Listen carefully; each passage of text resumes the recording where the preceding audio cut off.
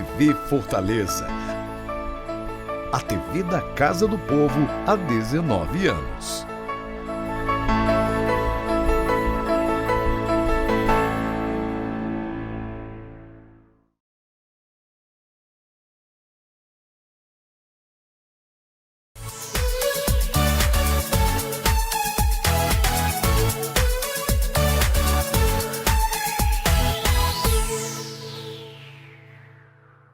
Olá, para você que nos acompanha aqui na TV Fortaleza, canal 7.2, a TV da Câmara Municipal de Fortaleza. Estamos iniciando mais um programa especial Mulher. Lembrando a você que nosso programa é sempre exibido aos sábados, às 7h30 da noite, aqui pela TV Fortaleza no canal 7.2 ou através do canal do YouTube da Câmara Municipal de Fortaleza.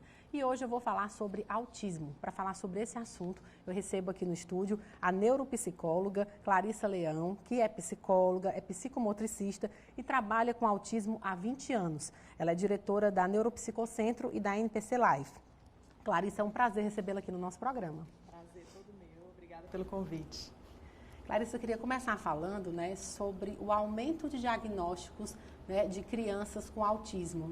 A que se dá esse aumento? Bom, essa é a pergunta de milhões, Eu sempre respondo dessa forma, porque não existe ainda uma causa específica. Seria um sonho que a gente tivesse essa resposta para dar hoje para os pais que se preparam para ter filhos. Mas existem, nós sabemos, o autismo ele é um transtorno do neurodesenvolvimento. Então, enquanto transtorno do neurodesenvolvimento, muitas causas podem estar envolvidas. Causas ambientais, causas, por exemplo, ligadas ao uso de medicações durante a gestação. Algumas já são sabidas, conhecidas e comprovadas, outras ainda estão em estudo.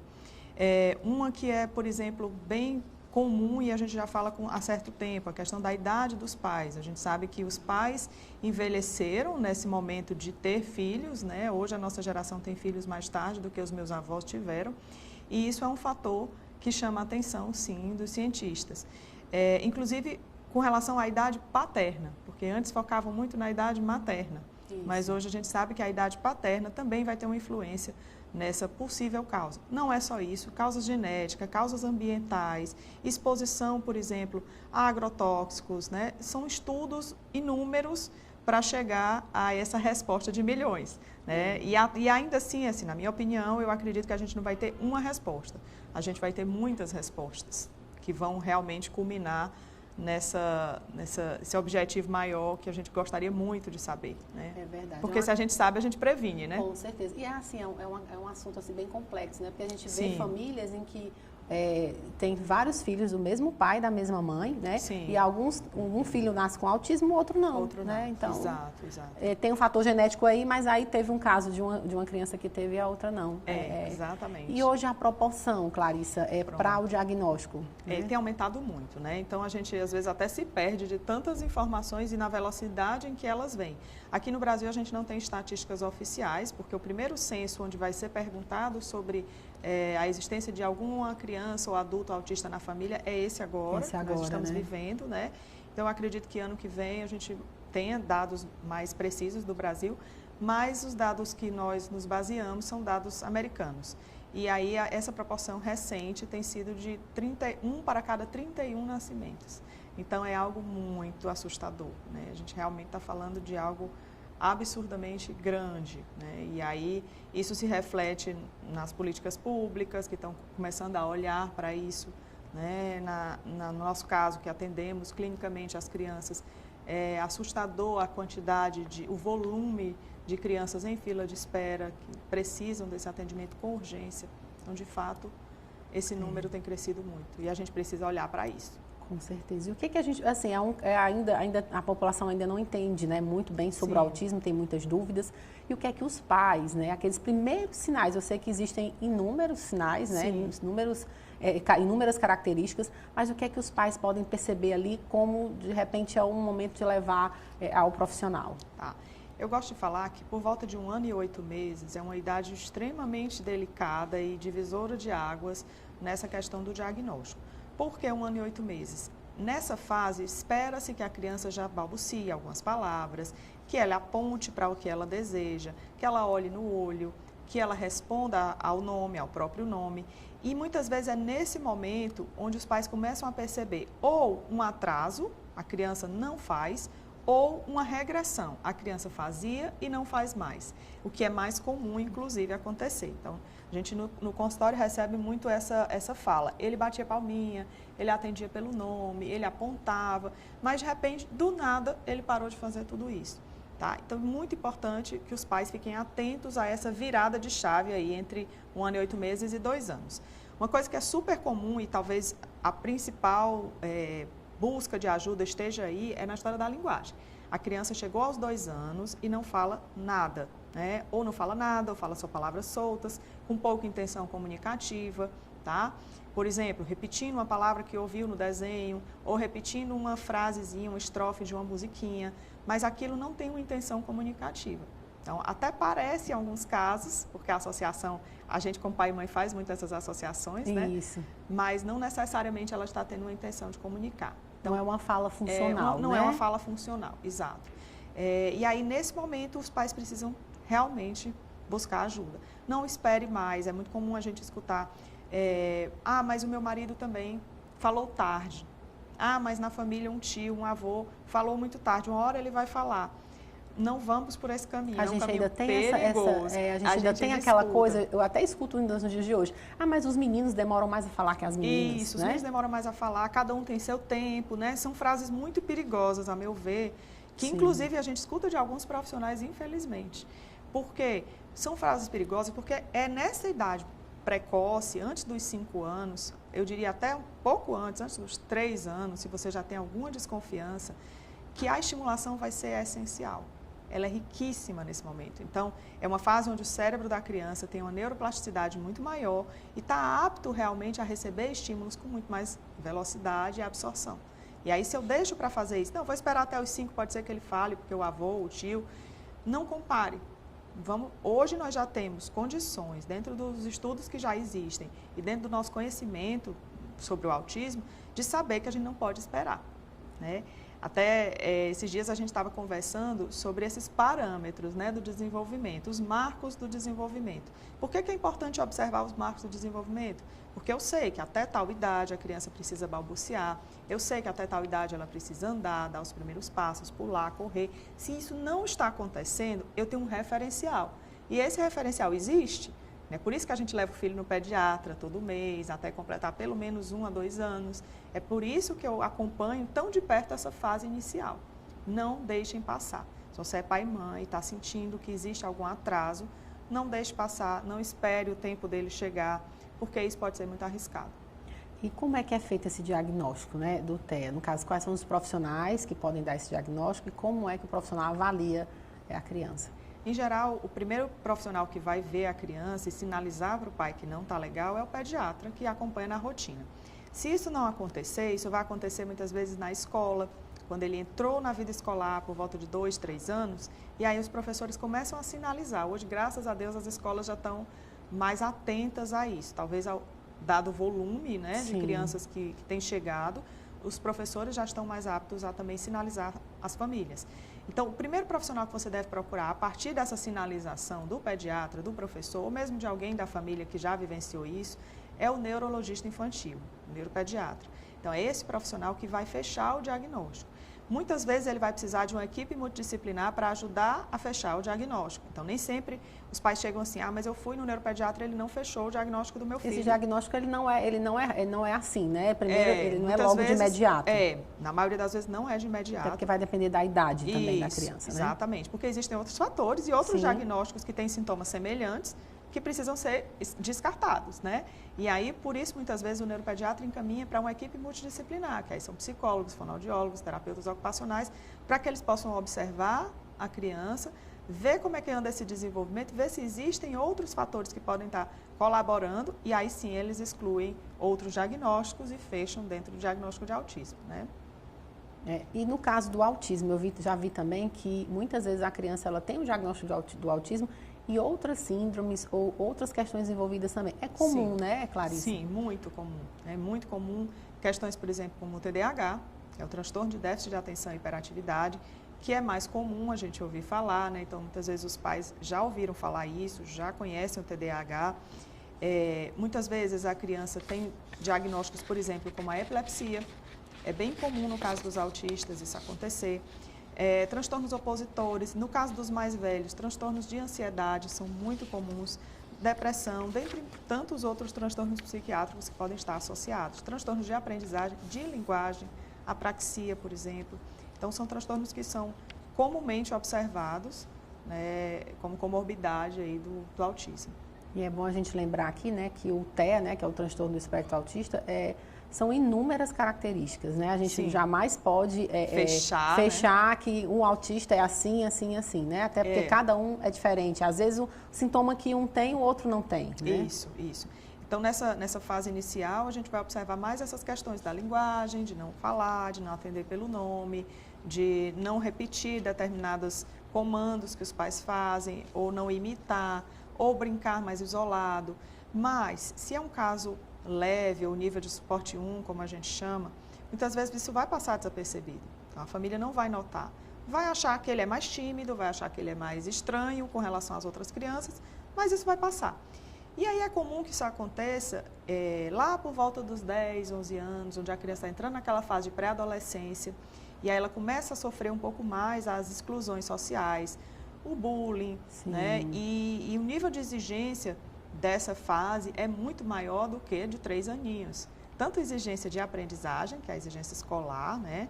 Como também a exigência social, que ele começa a precisar responder a isso de uma forma que ele ainda não tem repertório social suficiente para dar conta daquilo. Então, muitas vezes, um diagnóstico é mais tardio, por volta dos 10, 11, muitas vezes na fase adulta, porque não se tinha ainda esse conhecimento. Tá? Você acredita que é por conta disso que também hoje o número de diagnósticos cresceu bastante? Porque antes não se tinha, né, essa percepção, né? Isso, não se tinha essa percepção, a gente não tinha conhecimento suficiente, então a gente atribuía a outras coisas, como eu coloquei aqui, esse exemplo bem popular do pai falou tarde, o avô era assim. Então, ou é o jeito da pessoa mesmo, ele é antissocial, ou ele Isso. gosta de ficar na dele, né? Exatamente. Quando, na verdade, sempre tem um porquê, né? Você quer saber uma coisa super interessante, que é comum também acontecer? Crianças que têm hiperfocos e talentos, especialmente talentos cognitivos mesmo, em alguma área. Por exemplo, uma criança que se alfabetiza sem ninguém ajudar, antes da hora, sei lá, aos 3 anos, e essa criança já se alfabetizou, já fala, já lê, e aí os pais, ou ela tem um conhecimento muito apurado em algum tema específico, seja dinossauro, acima do que é planetas, esperado, né, para a idade, né? Isso, um tema de planetas, né, de animais, de carros, e aquilo ali ela passa a trazer para os adultos esse conteúdo e os adultos a questionar, tá vendo? Ele é muito mais inteligente, ele deve ser inclusive superdotado. É uma confusão que pode acontecer. Só que o que a gente tem que observar? Qual é a diferença em uma criança que tem um nível intelectual muito elevado e uma criança que pode ter um transtorno do espectro do autismo? Essa criança, provavelmente, ela vai ter outras dificuldades. Ela pode ter, por exemplo, uma habilidade enorme em falar o nome de todos os planetas, o nome de todos os dinossauros que já passaram pelo planeta Terra, mas ela pode, por exemplo, não conseguir brincar de bola com um amiguinho do colégio, numa idade onde ela já deveria saber. Ela pode, por exemplo, não conseguir interagir socialmente com o grupo de sala de aula, numa idade onde ela já deveria conseguir fazer. Então, são outros detalhes periféricos que os pais precisam observar. E muitas vezes isso cega a família, né? Cega no sentido de, eu não quero ver outras coisas, eu não preciso ver outras coisas. Está aqui, meu filho é um talento. E às vezes quando chega para a gente, né, na psicologia, que é o meu caso, que a gente precisa colocar para os pais que, apesar de ser um talento, sim, ele tem outras deficiências que precisam ser trabalhadas. E aí é doloroso muitas vezes. Você acha que o diagnóstico, né, os pais receberem o diagnóstico, ainda é difícil nos dias de hoje, mesmo com tanta informação, né? Hoje, graças a Deus, a gente tem um leque de informações aí, mas você acha que ainda tem aquela resistência, aquele medo, né, dos pais? Sem dúvida, eu acho que isso não vai mudar, né? Apesar da quantidade de informações, de acesso a essa informação que a internet nos proporciona, infelizmente isso não vai mudar, porque a dor de um pai e de uma mãe com relação a esse diagnóstico não passa. Nós, quando somos pais e mães, nós temos quando a gente está grávida, a gente cria uma expectativa muito grande com aquele bebê que vai nascer. A gente já faz comparações, projeções, vai ser isso, vai ser aquilo, né? Vai fazer a mesma profissão da mãe e do pai. E quando a gente se depara com a realidade de uma criança que pode ter inúmeras deficiências associadas, isso é muito difícil. Então, exige dos pais um processo de cura interna muito grande. A gente fala até isso, de sair desse luto, porque é um luto. Aquele filho que eu idealizei não existe. Existe esse filho aqui que é real, que tem todas essas necessidades. E eu preciso arregaçar as mangas, porque eu também preciso ajudar essa criança. Então, muitas vezes a gente se depara com mães extremamente sofridas com o diagnóstico e que, infelizmente, é um impacto emocional muito grande na família. Eu estou falando das mães especialmente, porque a gente sabe que nós mulheres terminamos assumindo muito mais essa carga maior, essa nossa, responsabilidade, né? esse papel, né, na criação dos filhos, infelizmente, né? Não verdade, deveria, né? Não deveria, mas mas e é a essa realidade. questão, né, acho que do medo que você bem falou aí, porque a gente como mãe, pai, principalmente a mãe, que o amor do filho pela mãe, a mãe pelo filho, é uma coisa assim, né, celestial, né? Sim. E aí a gente pensa assim, né, o que é que vai ser dos nossos filhos, né, quando eu não estiver mais aqui, né? Eu sou mãe de criança autista e isso é a minha maior preocupação nos dias, né? Todos os dias é que o meu filho cresça, se desenvolva e seja independente. Eu acredito que a maioria das mães também tem esse pensamento, né? Sim, sem dúvida. Essa é a maior dor. Essa é a maior dor das mães. E eu compartilho muito dessa angústia, porque a gente convive com muitas mães muito de perto, e eu escuto isso frequentemente. Eu não posso nem morrer, né? A frase das mães é assim, eu não posso nem morrer. Quem vai assumir? Muitas vezes é uma criança que tem inúmeras dificuldades, que eu não posso contar com a família, não posso contar com o pai, não posso contar com a avó, com a tia. Muitas vezes o pai, quando tem um diagnóstico, né, ele se ausenta. Né? Sai de casa. Né? O número de divórcios em famílias autistas, onde existe um paciente autista, é muito maior do que em outras famílias. Então, isso já é provado, que os pais, infelizmente, os homens, infelizmente, terminam saindo de cena. A mulher precisa abrir mão de muitas coisas, porque com essa ausência do pai, em geral, a mulher precisa abrir mão da vida profissional para se dedicar às terapias que são intensas. Isso é muito frequente. Então, é uma realidade dolorosa, sofrida, mas que faz parte da vida de muitas mulheres.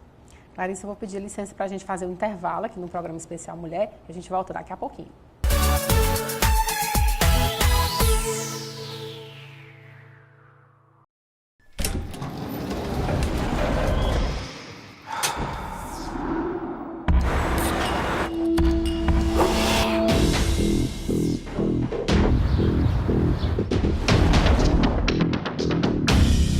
Somos escultura, poesia.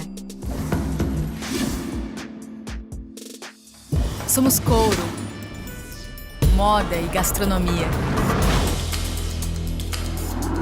Somos algodão, fibras e arte. Somos terra, pessoas e luta. Vento, vela, tela. Fortaleza cria na escassez. Um dragão no mar, um farol que guia. O encontro de culturas. Comércio, troca, intercâmbio. Fortaleza é instigada. É diversa. É grafitada.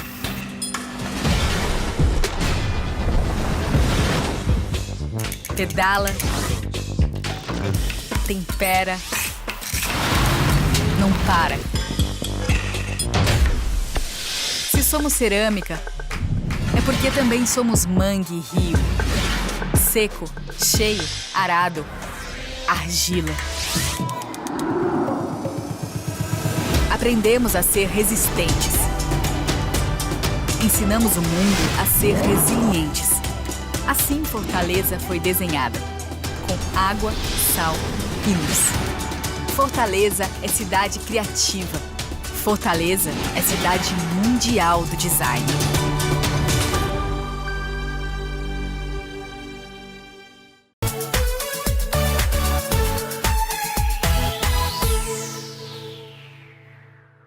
Já estamos de volta aqui com o programa Especial Mulher, hoje falando sobre o autismo, tirando todas as suas dúvidas. E aqui no estúdio comigo está a Clarissa Leão, que é neuropsicóloga.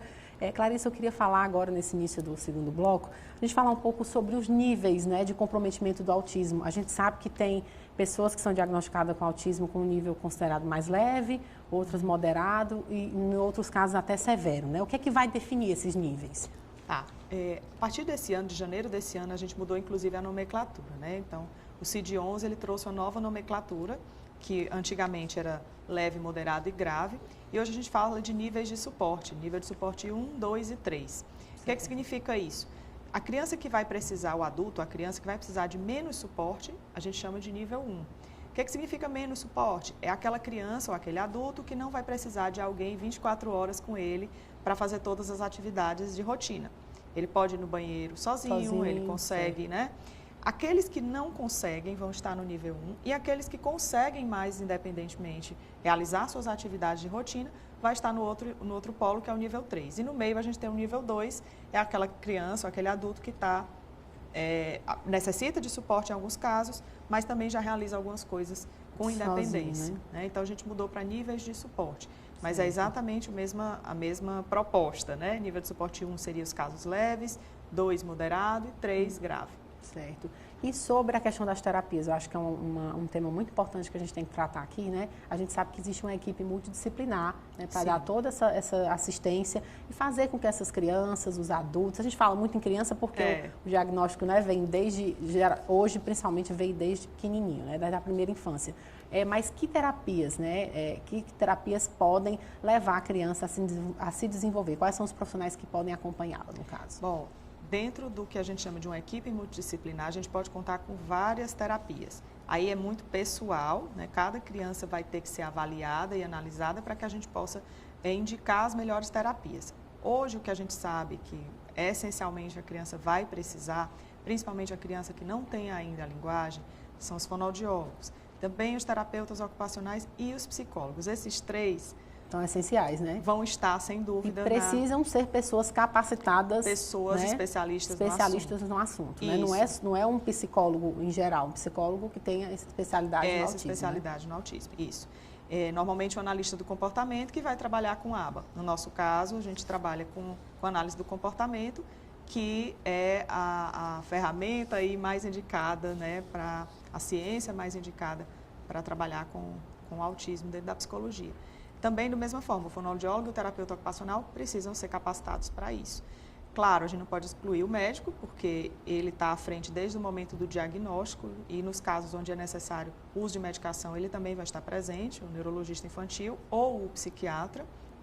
E no caso também de crianças que, por exemplo, têm dificuldades motoras, dificuldades de socialização, a gente entra com fisioterapeuta, psicomotricista.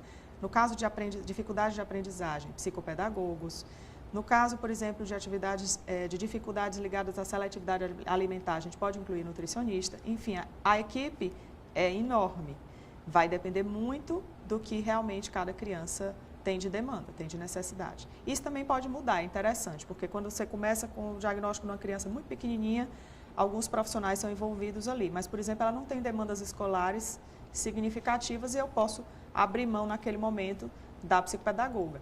Mas chegou na fase de alfabetização, aquela fase pós-alfabetização, né, onde o nível de exigência escolar é maior, e aí talvez seja necessário começar com a psicopedagoga. Ou até a psicoterapia, quando é uma criança verbal, quando é uma criança que já está no nível também de compreensão do ambiente, que lida já com fatores como ansiedade, depressão, é muito importante que a entrada do psiquiatra e do psicólogo, atuando aí na psicoterapia individual, também possa acontecer. Quando a gente fala no autismo, a gente fala muito, em primeiro lugar, se lembra da questão do atraso da fala, né? Em muitos casos. No caso, também tem um assunto que chama a atenção, é em relação à seletividade alimentar, né? É muito comum a criança com autismo ter essa seletividade. Isso. Né? E por que essa seletividade, Clarissa? Muito provavelmente pelos fatores sensoriais, tá? Só explicando para as pessoas. Nós temos hoje, enquanto não autista, enquanto típicos, nós temos a capacidade de filtrar determinados estímulos, de absorver determinados estímulos. O nosso cérebro é maduro o suficiente para, por exemplo, mesmo ar-condicionado estando gelado, eu consigo estar nesse ambiente sem me desorganizar. Uma criança, por exemplo, que chegasse num ambiente onde o ar-condicionado estava extremamente gelado ou um ambiente extremamente quente, o cérebro dela provavelmente não estaria apto a lidar com isso. Isso poderia gerar uma crise. Da mesma forma, o alimento. a alimentação ela tem tudo a ver com cheiro, com texturas. Então, muitas vezes, esse cérebro não está pronto para lidar com isso. E na hora que a criança tem contato com determinado cheiro, determinada textura do alimento, ela pode responder de forma aversiva. Eu não vou tocar. Ela pode, inclusive, vomitar aquele alimento. Ela pode se afastar totalmente. Tá? Então, isso tem muito a ver com a seletividade alimentar. Quem trabalha nessa área são os fonoaudiólogos e os terapeutas ocupacionais. Podem trabalhar em equipe e aí adicionar ainda o nutricionista se for necessário. Então, para trabalhar a seletividade alimentar, existe uma equipe específica. Como a gente trabalha de forma multidisciplinar, muitas vezes a gente tem que enxergar fatores, por exemplo, como o comportamento que pode gerar aquela seletividade, que é um fator que está por trás. E aí o psicólogo também entra. Então, para você entender que muitas vezes existe uma área específica que está mais apta a trabalhar aquele sintoma, no caso aí a seletividade, mas isso não exclui as outras áreas, porque cada caso é um caso. Né?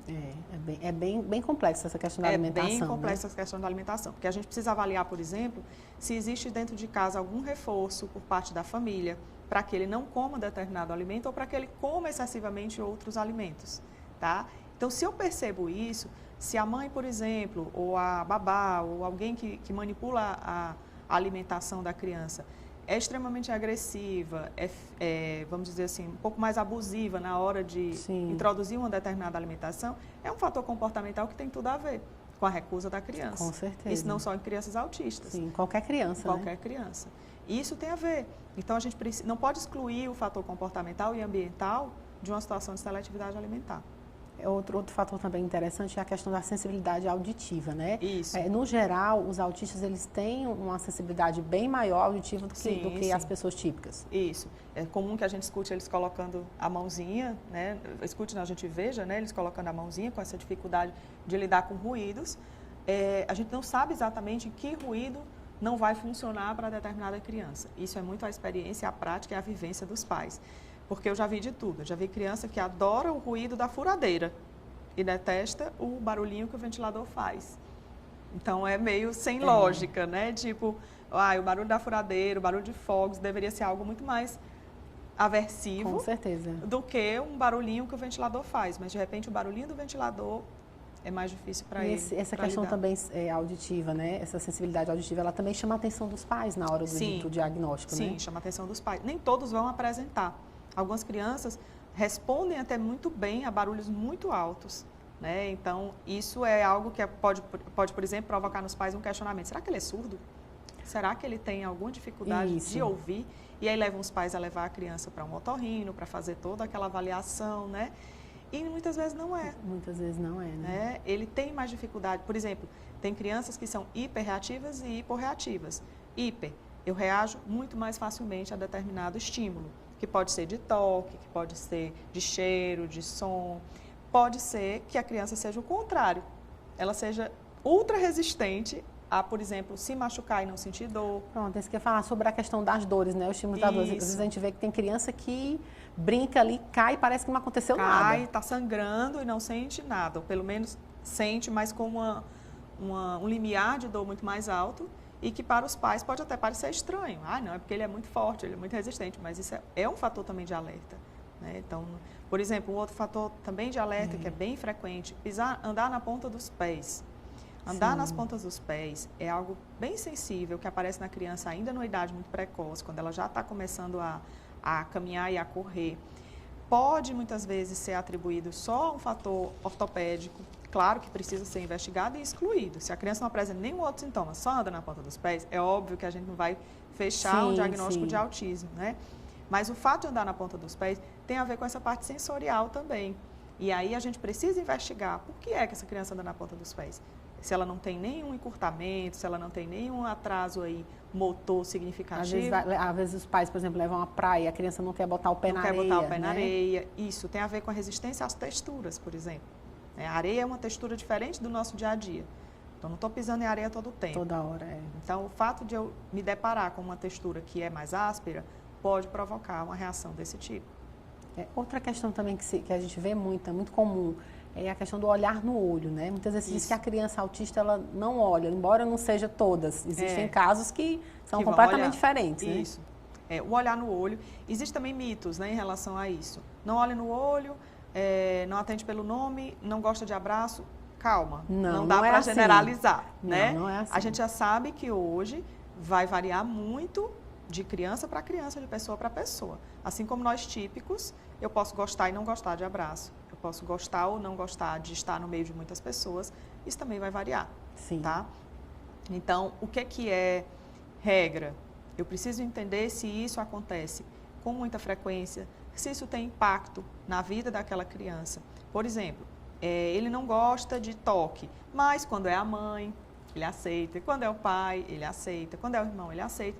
E quando chega numa situação social onde ele não conhece as pessoas, ele não vai gostar de abraçar.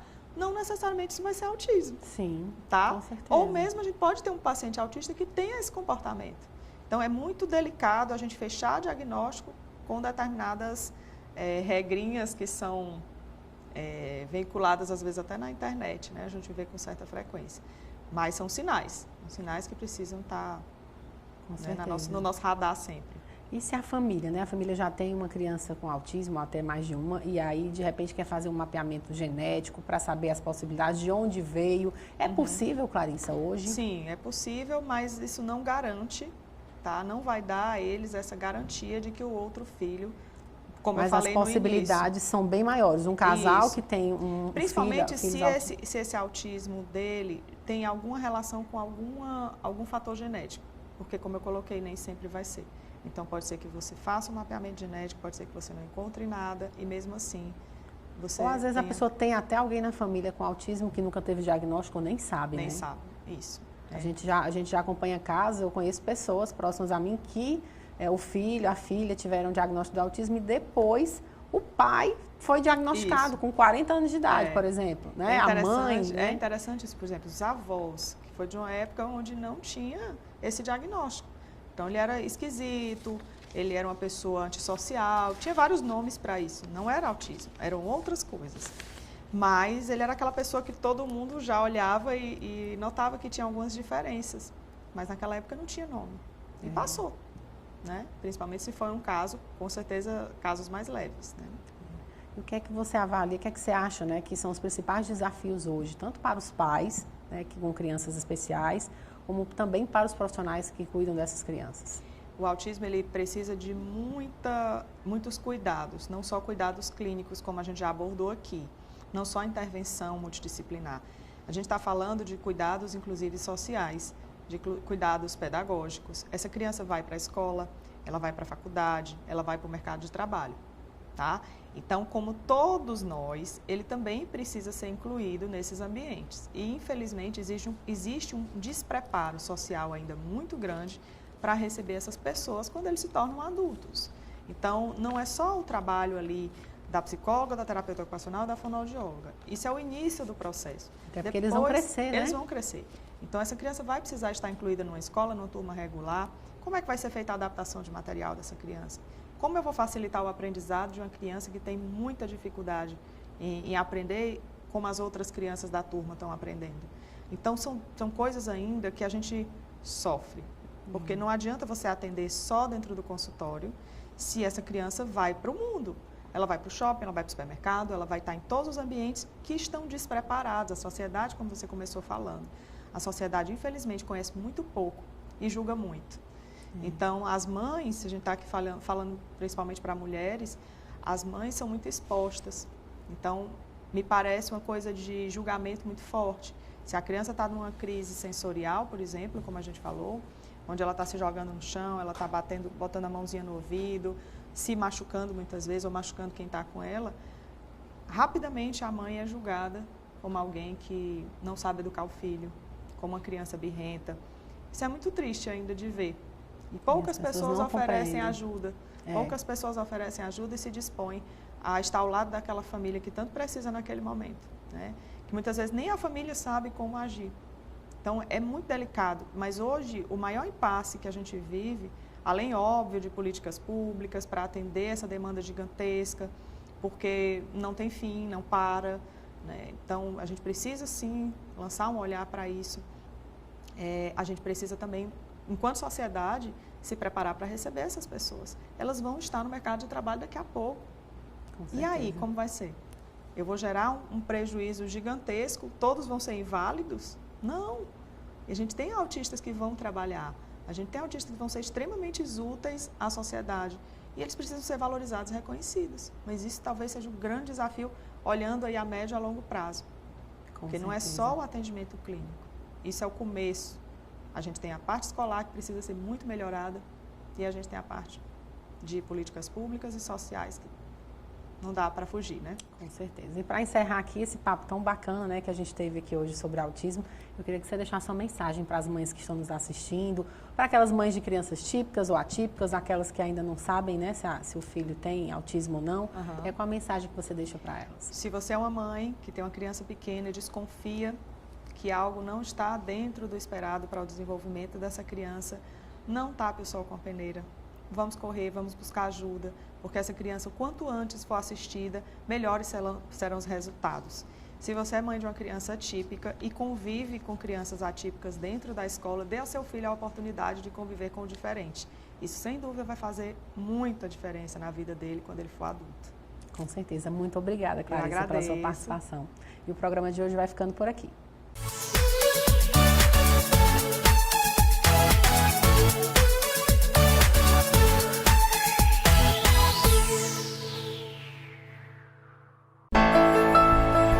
TV Fortaleza. A TV da Casa do Povo há 19 anos.